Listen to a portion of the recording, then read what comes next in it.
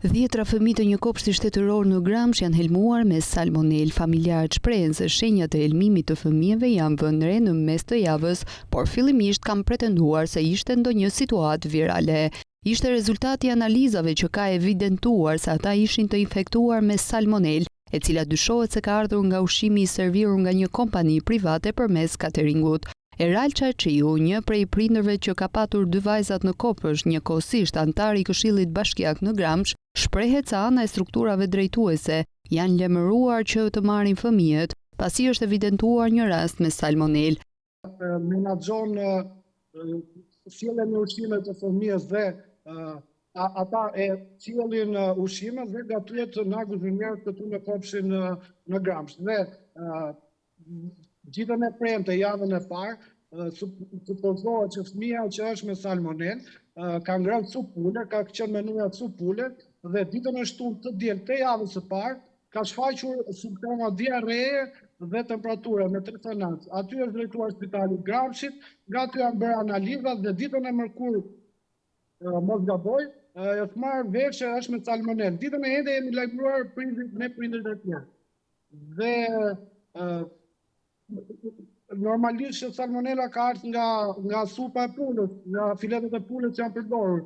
Dhe unë si antar i Këshillit Bashkiak kam parë gjithmonë si shqetësim të tjera gjithmonë gocët dhe shikoja një makinë që shoferi bënte të gjitha, kape ushqime, çonte ushqime, do të thënë një lloj higjiene, zero higjen.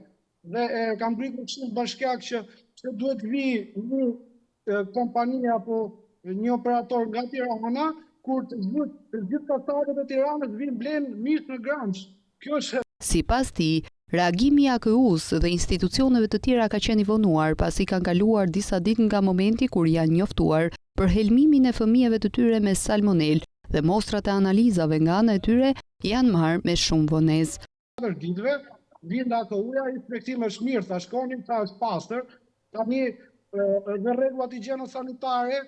Në moment që kjo ndodhi, duhet kishte pas një grup kontrolli, AKU-s do të vinte emergjent, jo sot. Domethënë pak para minutash që ikën nga ambientet e kopshtit dhe kanë marrë, ata kishin marrë kampionet tek vetë, dhe kanë dërguar për analiza.